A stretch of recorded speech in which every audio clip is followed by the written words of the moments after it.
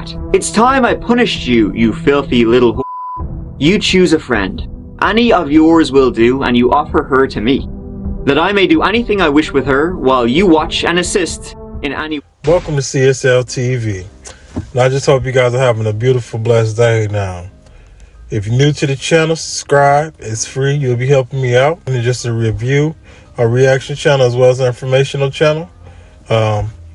Like and comment down below what made you, watch CSL TV. As well as in my people that's been rocking with your boy. I hope everything is going well for you. If you're going through hard times, just know as long as you grind and taking care of your business, it's only going to be temporary. Other than that, I don't want to make this intro too long. So, y'all beautiful people out there that's watching this, let's get it. I'm not turning my camera off. This video out of Oklahoma is crazy. It all went down in Oklahoma City when a cop spotted a driver speeding and swerving in a city-issued car. The cop throws on the lights as the car pulls into a driveway. The cop exits and goes over to the driver, who also gets out. Stay in your vehicle. The driver throws his hands up and then shares an interesting detail about himself. Back in your car. I'm Drunk? no, I'm the captain. Huh? A what? Captain. Of what? Don't reach in your pocket. Get back in your car. The driver eventually complies and gets back into his car. Have a seat. I will. I'm not. And spills more to the cop about who he is. You been drinking tonight? I just got a ride. You've been drinking tonight, sir. I'm a captain on the police department. What police department? Oklahoma City. That's right. The drunk police captain tells the officer to turn off his body camera, but he doesn't stop there. What division? Investigations. What are you doing pulling in here? My mom and I stay here. You been drinking? The cop continues to speak with the drunk captain, who keeps asking him to shut down his video. How much we had to drink tonight, sir?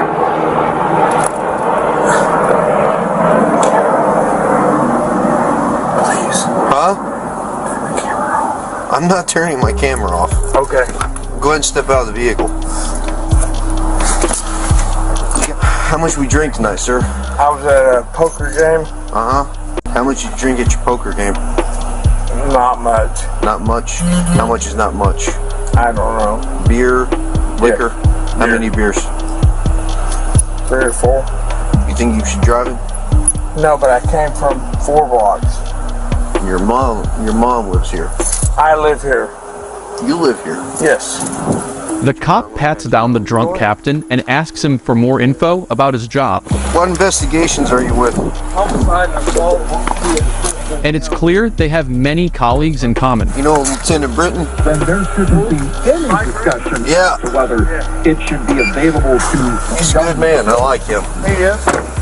He works for Jermaine. Jermaine Johnson? Yes. Jermaine's a good man, too. He is. The cop then conducts a sobriety test. Look straight ahead and you see the tip of my pen, sir? I do. I want you to follow the tip of my pen without moving your head, okay? And when he clearly struggles to follow instructions, the drunk captain begins to beg the cop to turn off his body cam.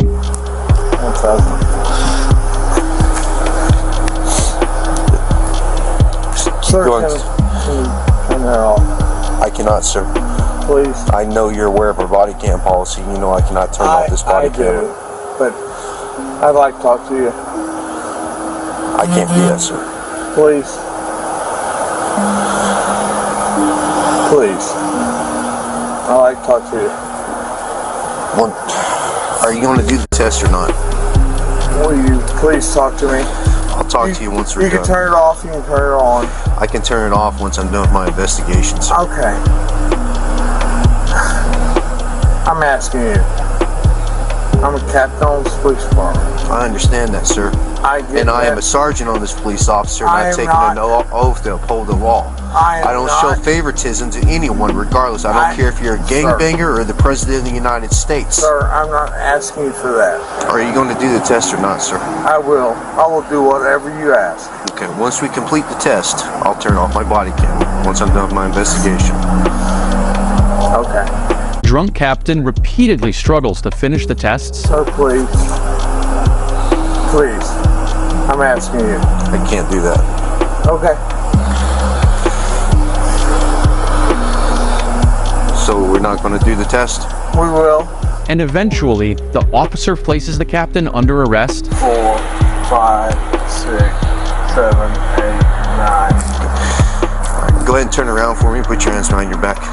Are you gonna arrest me, sir? Yes, I am. And turns off the body cam. Will you keep the camera off there? Yeah, we'll turn the camera off now. Thank you. This all went down earlier in March, and this footage was just released. Drunk driving is a serious issue in America, responsible on average for killing one person every 45 minutes. According to the CDC, 30% of all traffic-related deaths are the result of drunk driving. Oklahoma City's police chief praised the cop for not giving the drunk captain any special treatment. The officer did exactly as he should have and handled it, very professionally in my opinion. The drunk captain, who's been with the Oklahoma City Police for 32 years, has been placed on administrative leave with pay, but if criminal charges are filed, he'll be placed on leave without pay. Investigators are looking into the entire episode. Shout out to my man Greg over at Crime Line for this. But it was sad to hear this captain beg for him to turn the body cam off after this guy was just doing his job, doing what he's supposed to do. And, you know what I'm saying? It's not like, he wasn't going to get, how they say, pat on the back then, even though dude did his job, all that shit. But they let the captain go with pay. If he be charged, then it's going to be without pay. But do he get to keep his job is my thing. So you let him go right now with pay. If you be charged, you let go without pay. But how long is it going to be? Do he get his job back or what? But this whole situation is crazy. And then what do y'all do for that man who did his job the correct way? What do y'all do for him besides giving him a pat on the back? It was because of us that she never got to live her life. After she was dead, he had sex with her body. The University of New Hampshire.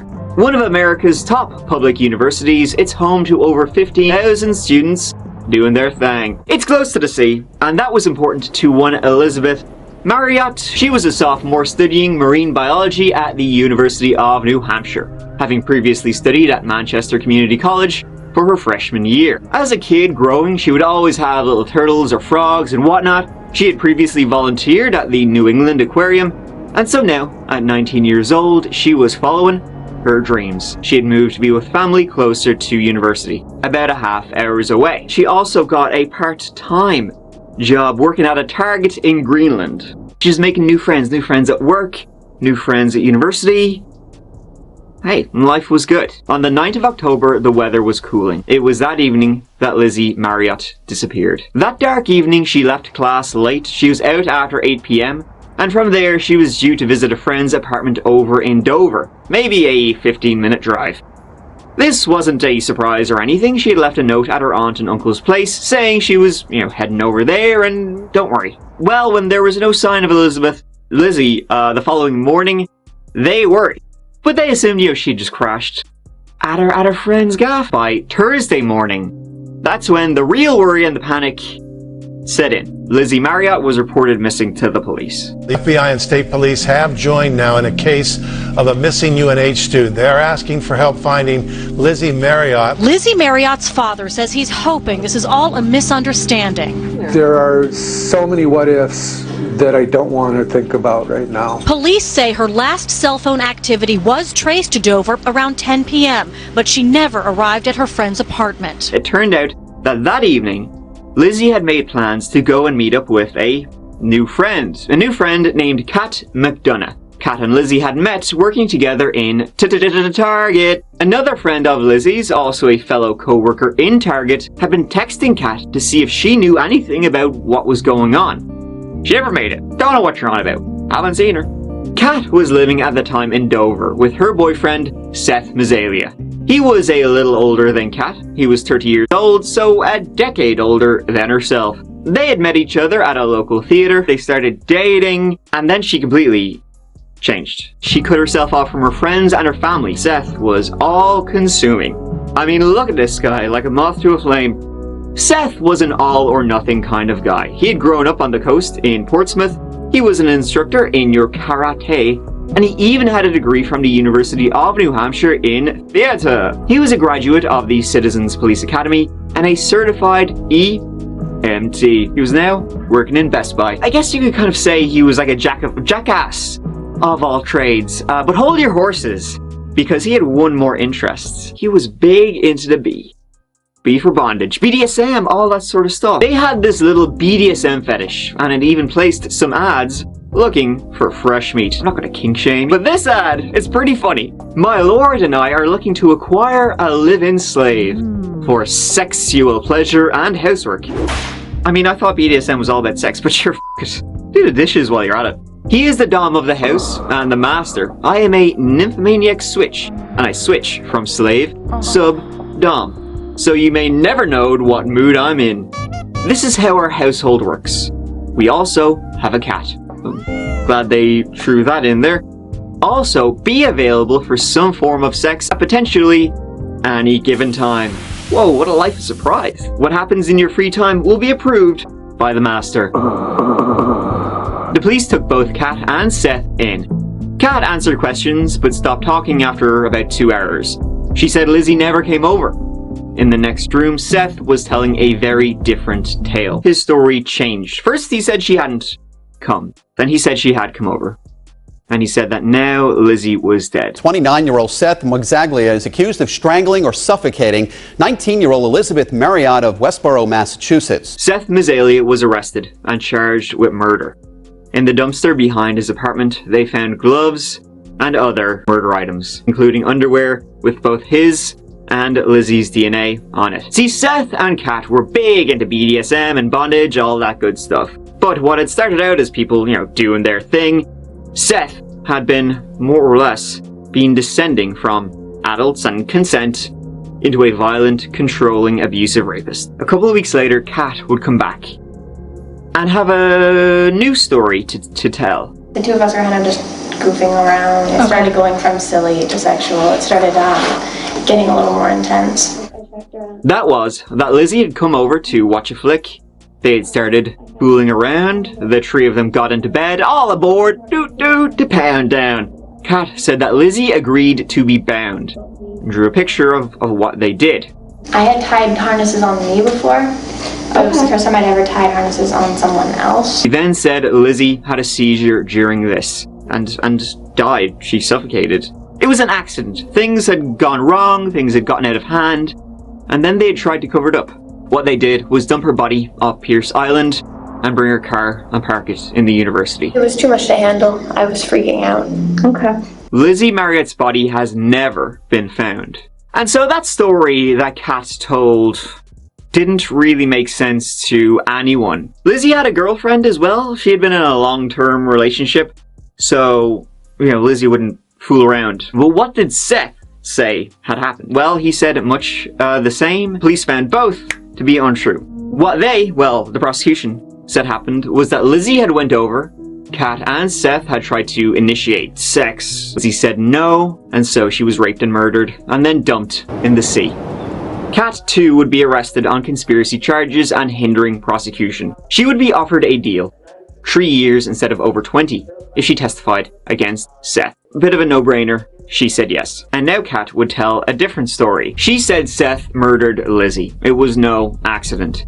Seth had full control over her, and he demanded she bring in a friend. In August of 2012, 6 weeks before Lizzie was killed, Seth had texted Kat. "It's time I punished you, you filthy little whore. You choose a friend.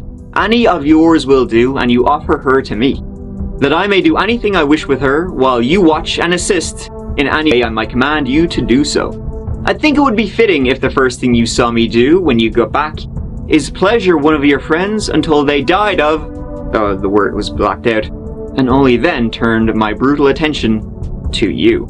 Kath had thought that was a-okay and obeyed. She had brought Lizzie, her new friend who had just moved to New Hampshire, that they had met at work. She was like, "Come on over." They had been texting that day and were due to just watch a flick. They hung out and then started playing strip poker. Seth wanted to take this to the next level, and Lizzie said no. Seth then asked if he could have sex with Kat, while Lizzie watched. No, I'm grand, was the answer. She was in a very committed relationship, and she just didn't want to be a part of that. This made Seth, a Seth who was very used to getting his own way. He was a big old baby. It made him very angry. So while Lizzie and Kat were watching a movie, he went on, he put on gloves, grabbed a rope, and came up behind Lizzie. He then strangled her to death. She let out a quick noise, and she sort of stopped moving. It was just easier just to do what he said. Then, after she was dead, he had sex with her body. It was because of us that she never got to live her life.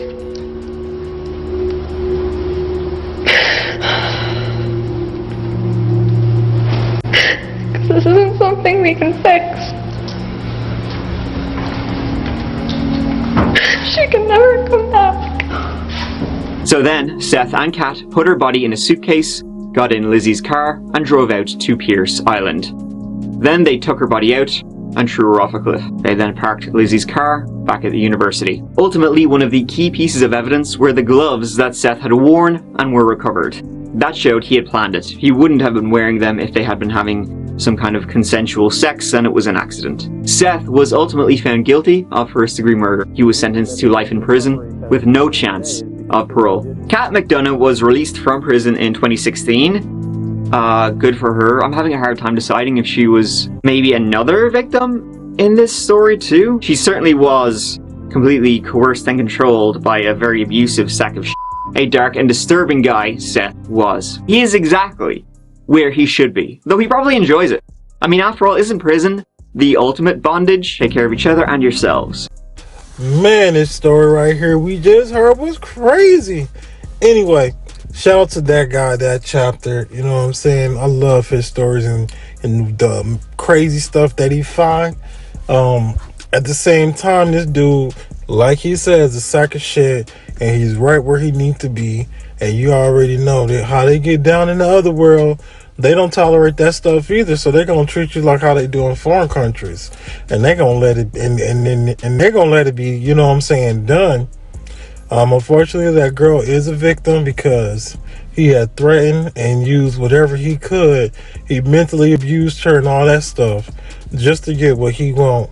And unfortunately, that girl lost her life. You know what I'm saying, because of it. I'm actually surprised I didn't give him the death sentence though. But at the same time, y'all be safe out there.